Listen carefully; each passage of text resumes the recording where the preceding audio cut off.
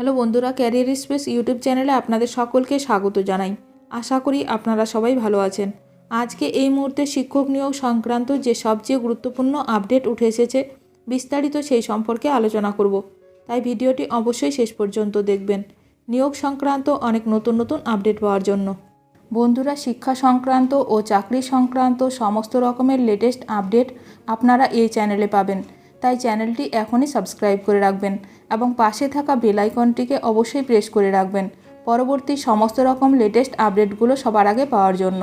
প্রতিটি ধাপেই দুর্নীতি, অযোগ্যদের টাকা ফেরত, এসএসসি বলুক কারা যোগ্য, বড় দাবি আইনজীবী ফিরদৌস শামীমের।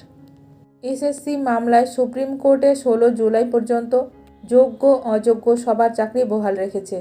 কলকাতা হাইকোর্টের নির্দেশে অন্তর্বর্তী স্থগিতাদেশ দিয়েছে। তবে দুর্নীতির তদন্তে সিবিআই তদন্তের নির্দেশ বহাল থাকবে। এখনই চাকরি যাচ্ছে না 2016 এসএসসির প্রায় 26,000-এর। হাইকোর্টের নির্দেশে সুপ্রিম কোর্টের স্থগিতাদেশ। নিয়োগ দুর্নীতি মামলায় সুপ্রিম কোর্টে জুলাই মাসে ফের শুনানি হবে। নিয়োগের প্রতিটি ধাপে দুর্নীতি হয়েছে বলে দাবি করলেন আইনজীবী ফিরদৌস শামীম। ফিরদৌস শামীম বলেন, প্রতিটা ক্ষেত্রেই দুর্নীতি হয়েছে। এখানে ওএমআর নষ্ট করা হয়েছে।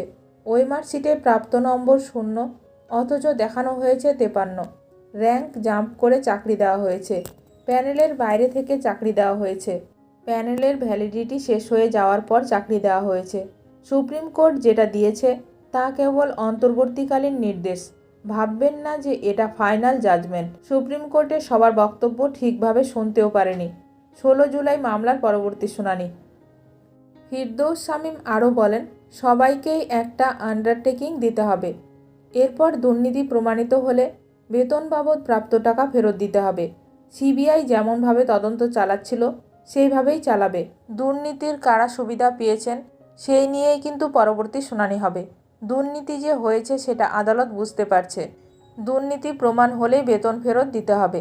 একই সঙ্গে তিনি বলেন, এসএসসি নিজেও মানছে যে দুর্নীতি হয়েছে। তারা বলেছে সিবিআই এর দেওয়া তথ্যে সন্দেহ করার মতো কিছু নেই। তারপরেও তারা অনেক কথাই বলছে। তবে যাই হোক না কেন, আদালত একটা অন্তর্বর্তীকালীন নির্দেশ দিয়েছে এবং একই সঙ্গে বলেছে দুর্নীতিগ্রস্তদের টাকা ফেরত দিতে হবে। আমরা সবসময় বলেছি যোগ্যরা তাদের যোগ্যতা অনুযায়ী স্বীকৃতি পাক এবং অযোগ্যরা বাতিল হোক। অযোগ্যদের জায়গায় নতুন যোগ্য প্রার্থীরা চাকরি পাক। এসএসসি স্পষ্ট করে বলুক কারা যোগ্য এবং কারা অযোগ্য, তাহলেই তো সব সমাধান হয়ে যায়।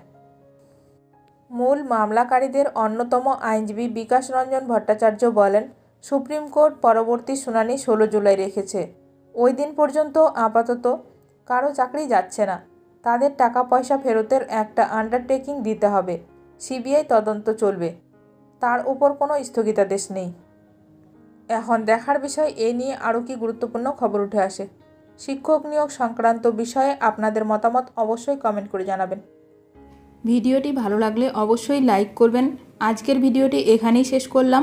নতুন কোনো আপডেট নিয়ে দেখা হবে নেক্সট ভিডিওতে।